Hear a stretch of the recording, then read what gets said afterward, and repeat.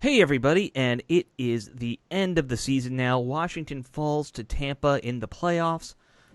Not necessarily a heartbreak because I think we all saw it coming, but a hell of a season for the Washington football team here. They played their butts off, and I think they kind of exceeded expectations in this game because I was expecting a blowout. I think Steve, you were expecting a little bit closer than I was, but still, you weren't I think I expecting. said 30.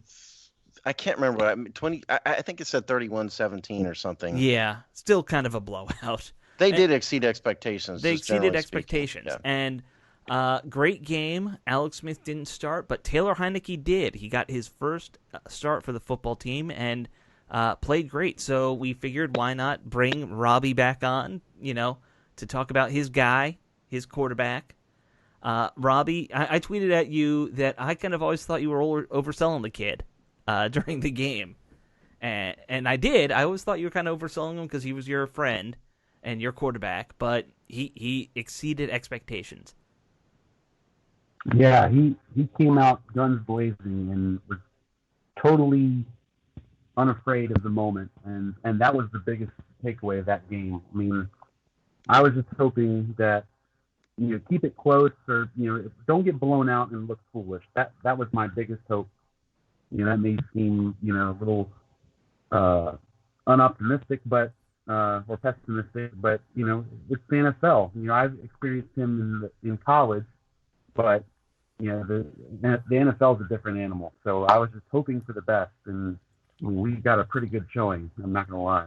Yeah, I got to be honest, Robbie. I mean, I just told my son here during the game when as we were watching this that I never really believed you, and you were always telling me all these years about how good Taylor Heinicke was, but he sort of proved it. But I guess what I really want to ask you is I'm wondering why he hasn't got more of a chance in the NFL. The only thing I can really think of, if you look through his history, is injuries. Yeah, he was very durable in college, so that was the thing that seemed to pop up in the NFL for him was when he did get a shot, he didn't last long. He got hurt, and the biggest chance he would have had to actually start was actually the year Teddy Bridgewater got hurt. He hurt his knee, and like not long after or before or something like that, Taylor got he hurt his foot. It was some odd, weird case, but he, I guess, got locked out of his apartment and then tried to get back in and cut his foot on the glass of his door of his window, trying to get back inside or something like that. It was a weird situation, but that would have been a shot to start. But they had different ideas, I guess. And then he was with the Panthers and followed Scott Turner there, and same thing. I think he got a concussion for it's been a while, but something injuries wise with them, and then the same thing with the Texans. He got maybe it was the Texans where he had the concussion, but since then it just never really had a shot after that. I mean, I think there's really not much to complain about today with Taylor's performance. I mean, the interception was a tip ball. Cam Sims dropped two passes. Isaiah Wright dropped one. I thought he did as well as could be expected, given that he's starting in a playoff game against Tom Brady, which is just a huge amount of pressure. So all props to the guy. I know he's a free agent at the end of the year. I hope Washington gives him a shot and brings him back and allows him to compete in the mix next year, since the quarterback situation's a disaster, Yeah, right I mean, now. face value, he went toe to toe with Tom Brady, one of the greatest of all time, if not the greatest, depending on who you ask.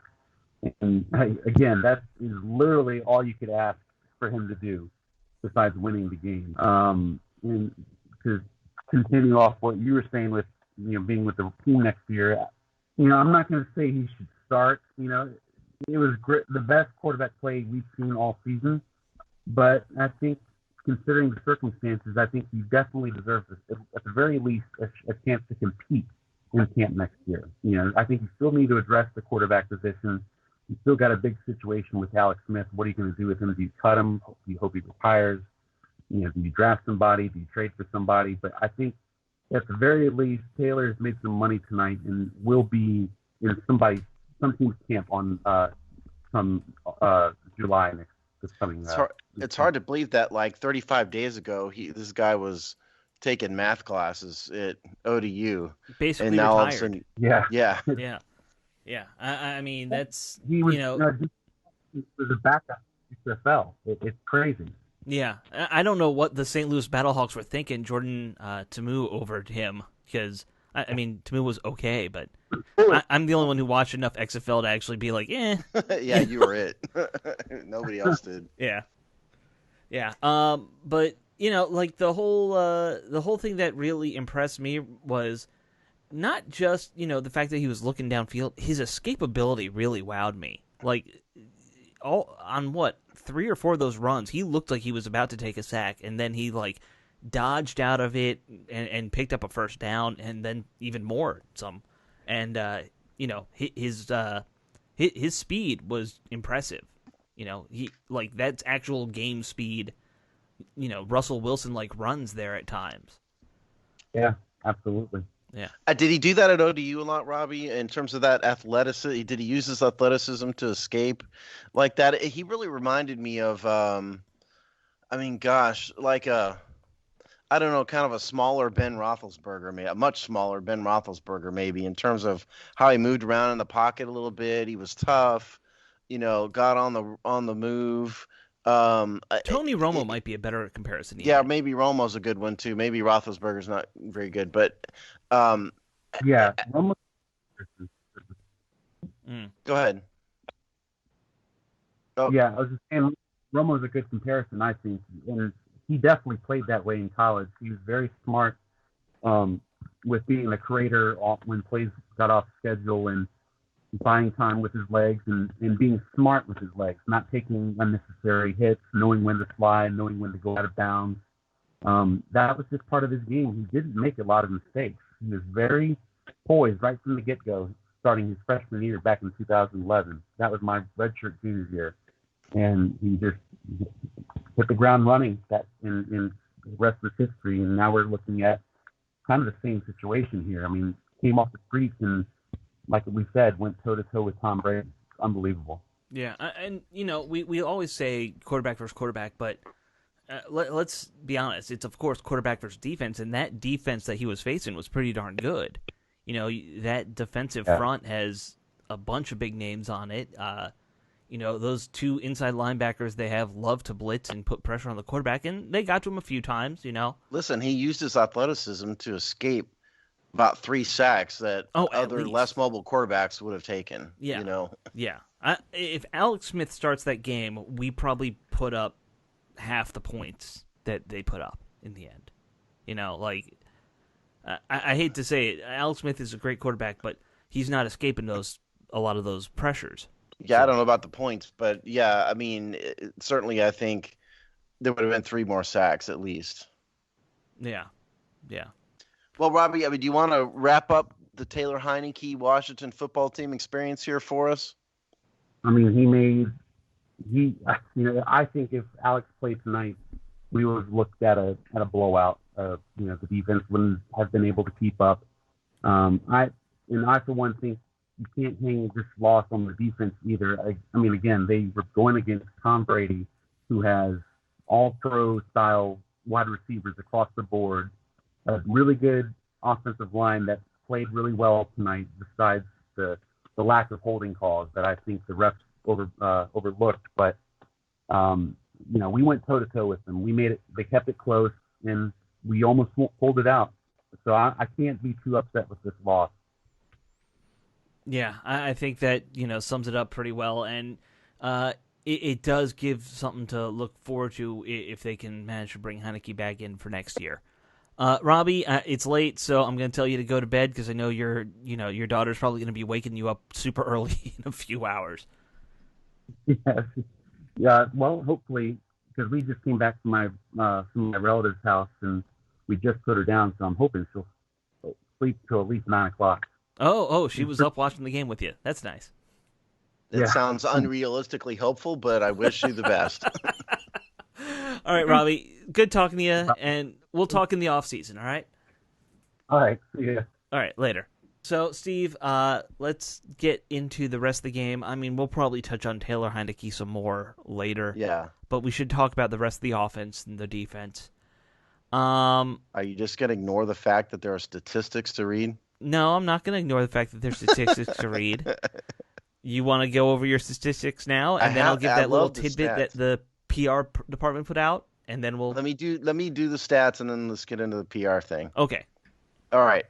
Heinicke is who we've been talking about, was 26 or 44 for 306 yards, 1 touchdown, 1 interception. Quarterback rating ended up being 78.4. The leading rusher was Taylor Heinicke, 6 carries, 46 yards. Antonio Gibson, 14 for 31. J.D. McKissick, 2 for 5. Steven Sims, 1 for 4. Peyton Barber did not get in the game. Cam Sims had a career day. 7 receptions, 104 yards. Washington's leading receiver on 13 targets. Terry McLaurin, 6 for 75 on 7 targets. Logan Thomas, 5 for 74. Steven Sims Jr., 3 for 33. Jeremy Sprinkle, 1 for 8. J.D. McKissick, 2 for 8. Antonio Gibson, 2 for 4.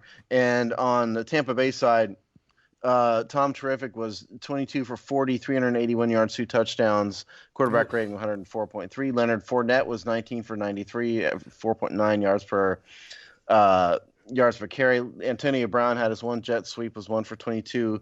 Receiving wise, Mike Evans was 6 for 119. Cameron Brate somehow was 4 for 80. Chris Godwin, Mr. Drops, 5 for 79. Antonio Brown, 2 for 49. It goes down from there. In terms of sacks by Washington, Daron Payne with 2, Montez Sweat with 1. And then the 1 interception by Tampa was Sean Murphy Bunting.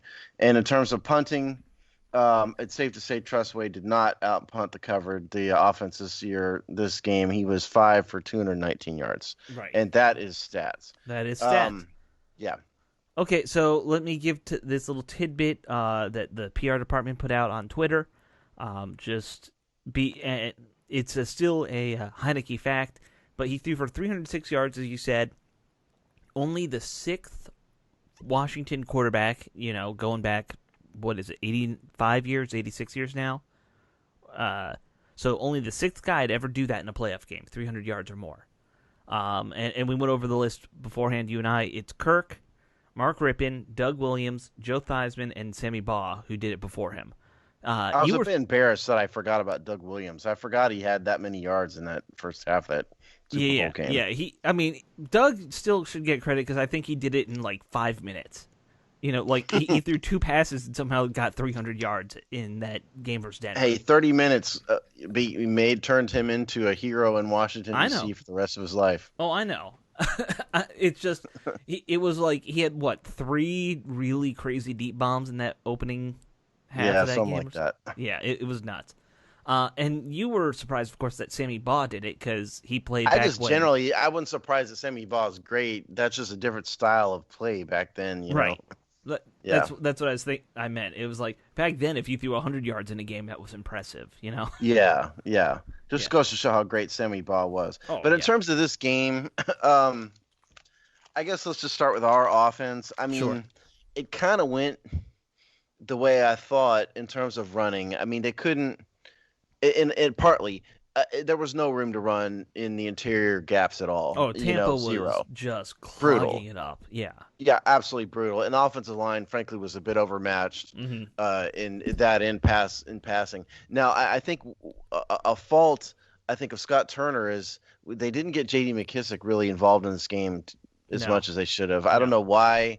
I blame the play caller on that one. So I think that was a fault. And I think if Cam Sims is going to be a starting quality receiver like he wants to be, he's got to stop dropping these balls. Yeah. He drops way too many balls.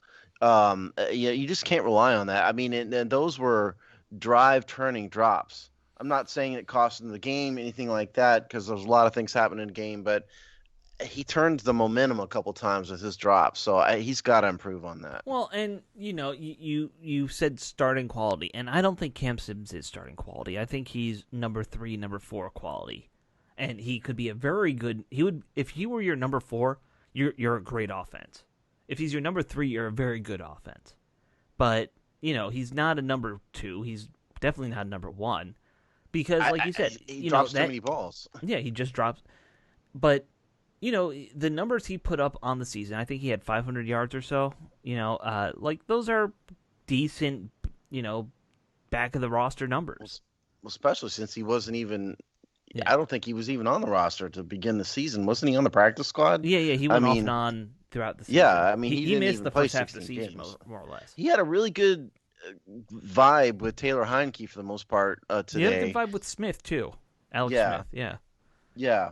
So I mean, I do like Sims, but the hands have just got to get better. There's no doubt about that. And I think that's also fair to say about Steve Sims as well. Yeah. It just for some reason sticks out with me more with Cam than Steve Sims, but it may just be recency bias because Sims has dropped his share of passes. Yeah. Well, too. I think Cam of course had that really big drop right at the start of the game, which, let's be fair, not the easiest catch with how he was diving for it, But if you want to be number one, you got to make it. Yeah, I wouldn't have been able to make that. But You're an NFL receiver who started a playoff game. You need to freaking make that catch. Right. Right. Exactly. Terry McLaurin got his, of course. It seemed like Sims had a better rapport with Heinicke, but McLaurin, he's that guy who doesn't matter who's in there, he's going to be effective. So, and he's probably still hurt. Don't forget. Yeah, I don't think he's ever been healthy in weeks. Yeah, he's been playing hurt most of the season. Yeah. So anyway, offensive. I guess my big gripe, other than Sims, is like I said, I don't know why J.D. McKissic wasn't involved more. I think that we learned that this offensive line needs help desperately. Because I know some of the fans out there somehow think that the offensive line is okay. Listen, they were, what I say, 31st in sacks at the end of the regular season. The running game has been atrocious all year for the most, but outside of a handful of games by Antonio Gibson when he's mostly going to the edge, the running game has been terrible, and part of that is on the offensive line. So offensive line needs help.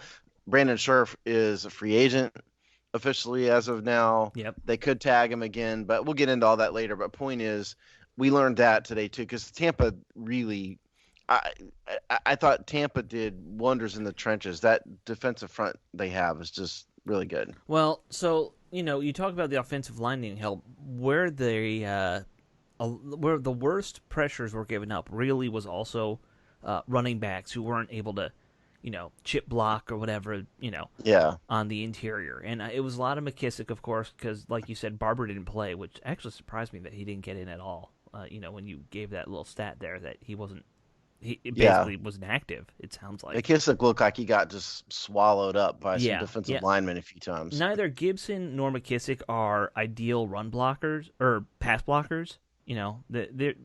They're out there to go out there and catch passes, and I mean Gibson in particular has never done it before. Right. So he's got a lot to learn. He's got to develop that skill. Yeah. And as a rookie, that's not surprising considering he was a wide receiver before this. Yeah. So, I mean, what we said when Robbie was on, what you said, Alex, when Robbie was on is valid about Heinicke. It's a less mobile quarterback would have been pretty brutal sacks-wise. They would have had probably 5, at least. Let's see, how many, I didn't read out the Tampa Bay sacks. Tampa was credited with 2 sacks, but I got to think there would have been 3 more in there at least, if not 4. Here's a quick way to do it. How many runs did Heinicke have? Heinicke had 6 runs. So that's 6 times where the pocket collapsed and he had to run, basically. Yeah, you got to figure only maybe Smith one of those would have got away. Would have gotten out of a couple of those probably. So you're looking to add 3 to 4 sacks to what happened if Alex Smith had been in there. And by the way, am I the only one that noticed that Steven Montez looked like a deer in the headlights sitting there on the bench waiting to come in the game? Yeah, he did not look happy.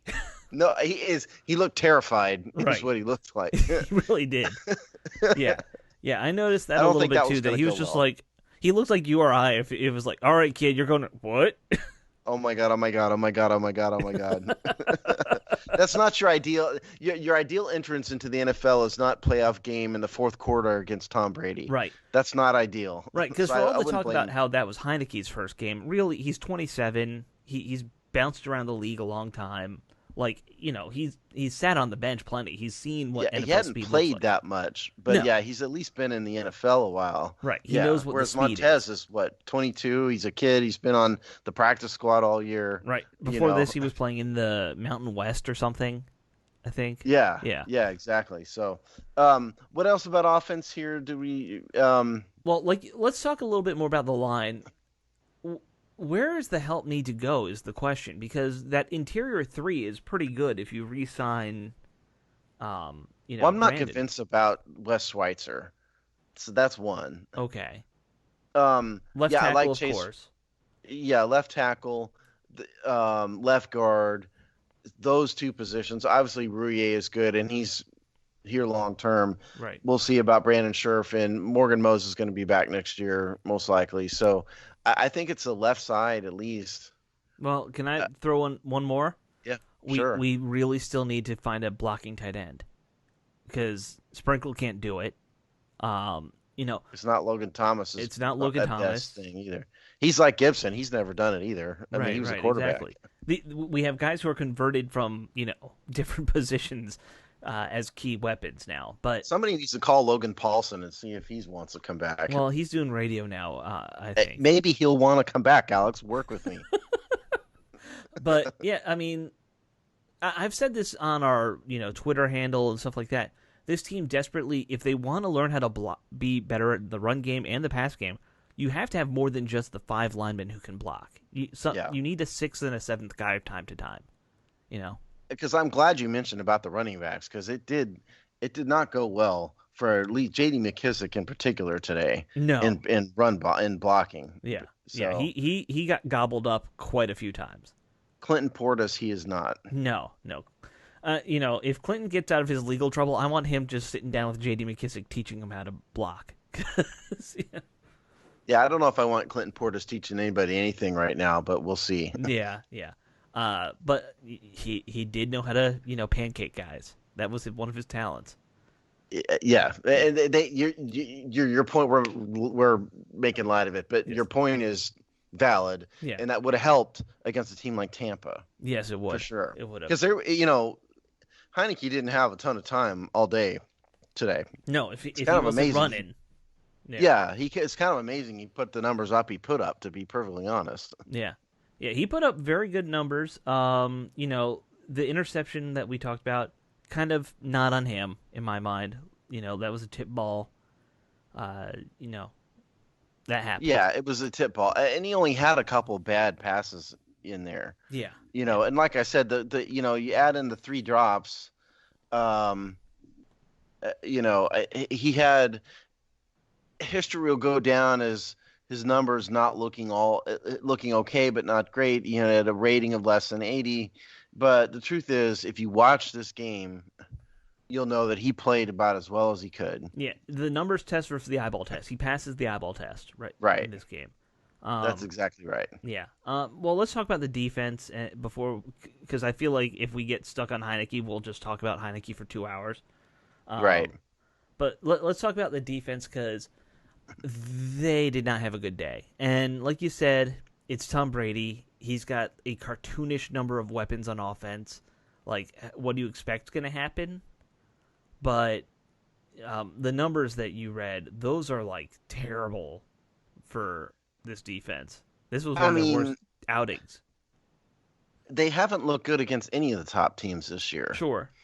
They caught Pittsburgh at a weird low point. Right. And, Pittsburgh's also just like a good matchup for them in terms of what Pittsburgh does. Yeah, and the 49ers were off. And, right. I mean, I've said all year, I think this defense is not as good as these statistics reflect. They're not bad, but they're, yeah. No, they're vastly improved from last year. There's no doubt. But this is not a top 5 defense. They got kind of lucky with schedule, and they're vastly improved. They have potential. They're going to get better. Right. But this is not a top 5 defense, and they proved that once again today.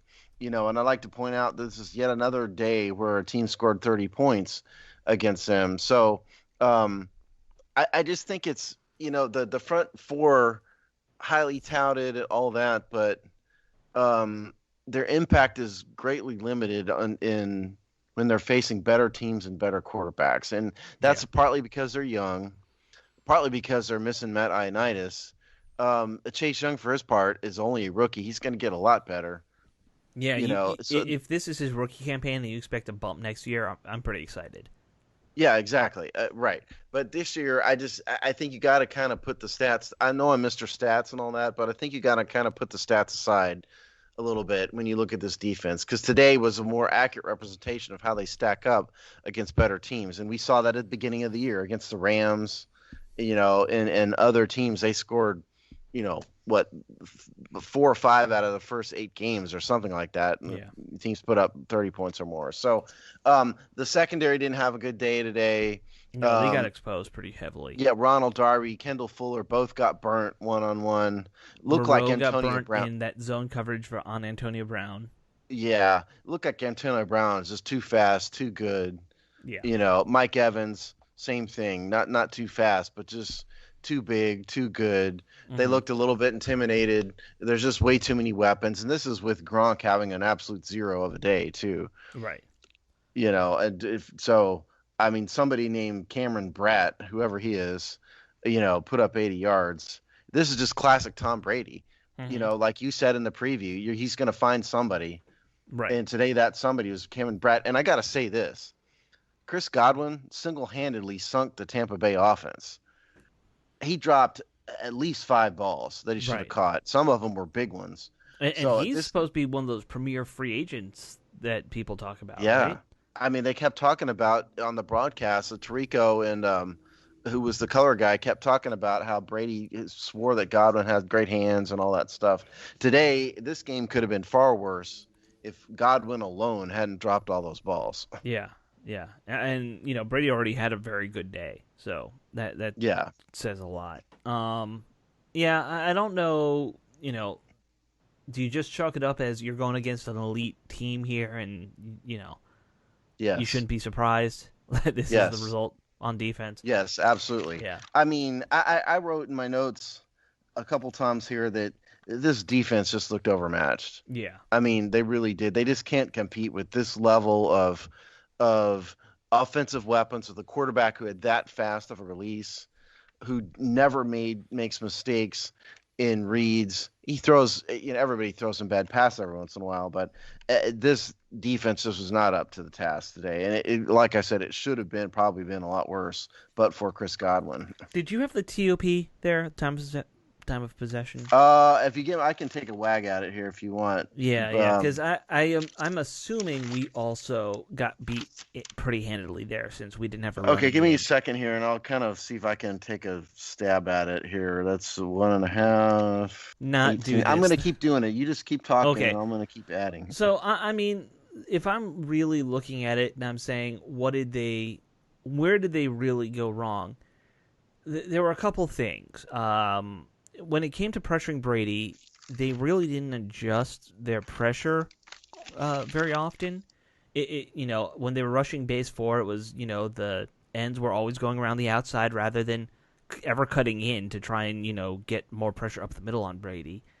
You don't have to worry about Tom Brady rolling out. If you, go inside versus going outside, Brady's not going to run outside on you and try and pick up first downs. So I didn't understand a lot of why they weren't, varying that up very much. And then when they started blitzing, of course, they got the doors blown off them in the second quarter when they started trying to bring some more pressure with linebackers and stuff like that. And that was no good. Time of possession-wise, there's one spot in my notes where I kind of screwed up the times, but it's something along the lines of 27, 28 minutes.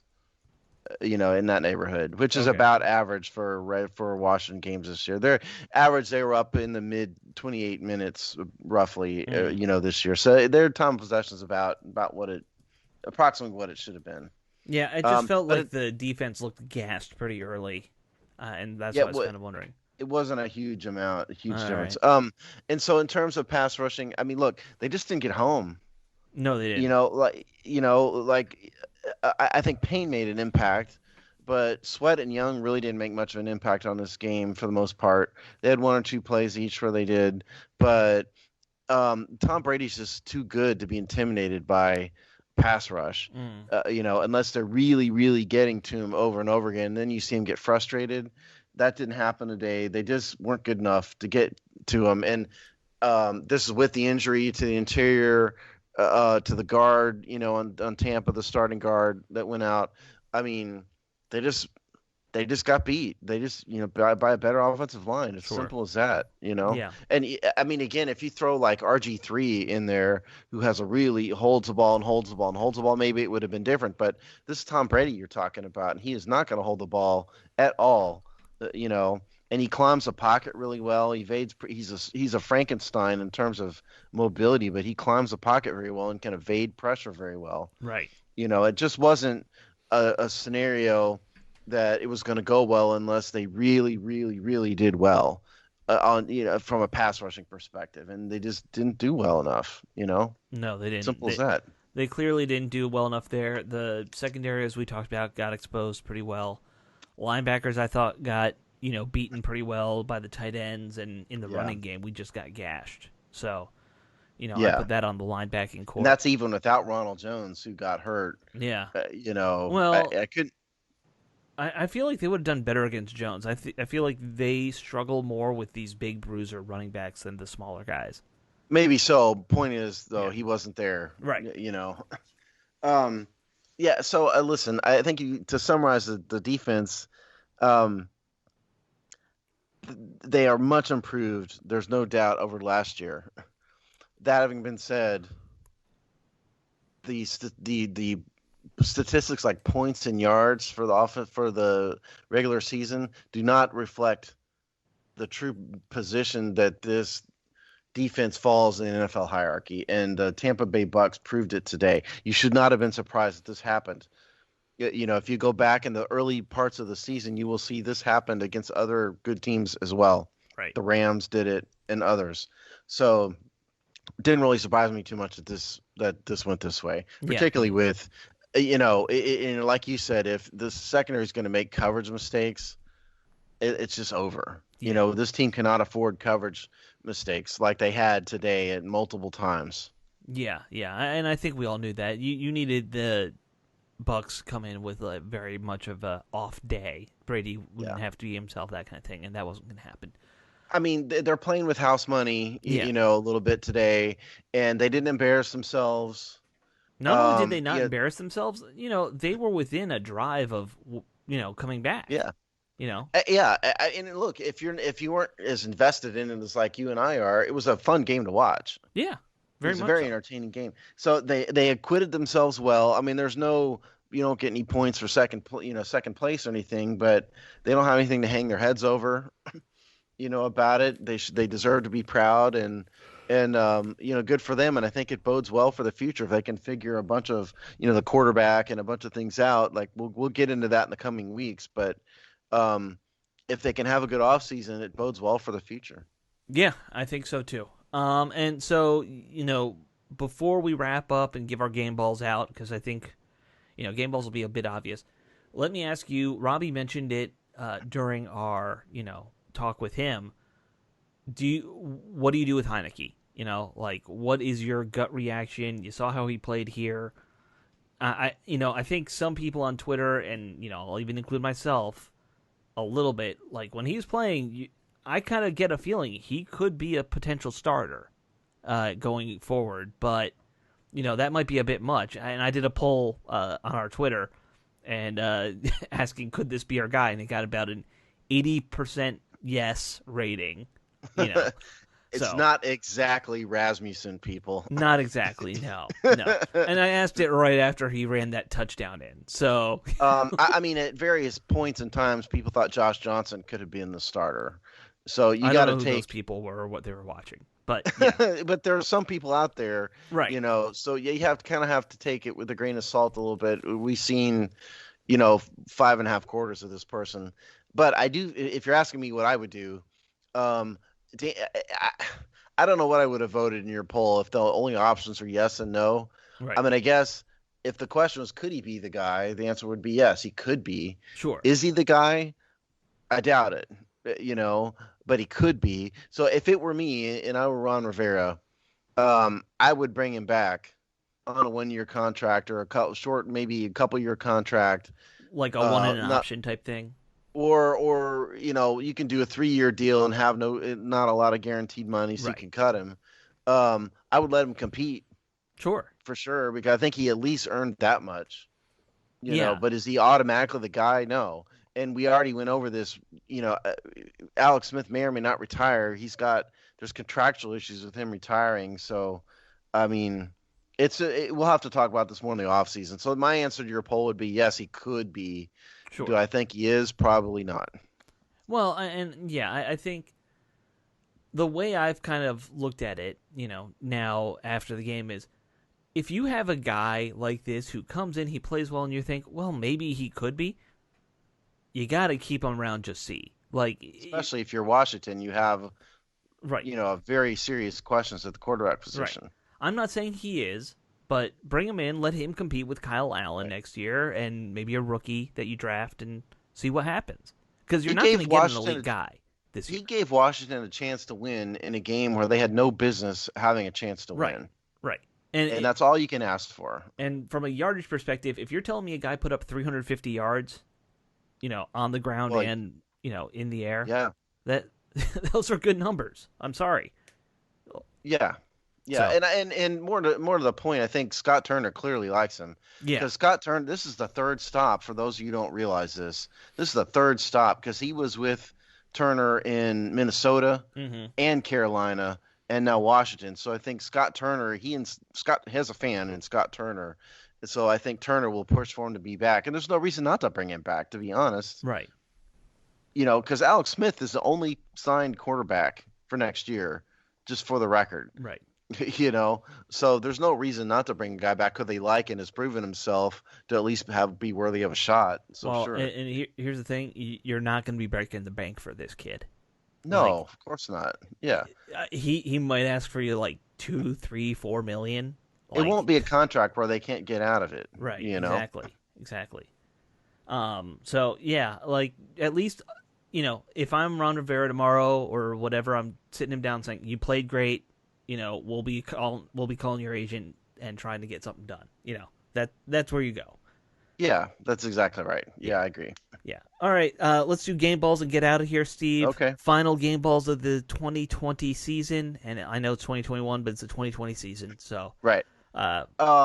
Okay, I'm giving my offensive game ball to Heinicke. Of course. I think, Cam Sims dropped too many balls for him to get the game ball in this, and Gibson didn't have a good game. No. So to me, Heinicke was the only one there. I mean, you can make an argument, I guess, for Logan Thomas. Maybe he had some good reception there, but Heinicke is the guy. And on defense, I'm not too impressed with any of them, but when forced to give one, I'm giving it to Deron Payne. He had 2 sacks.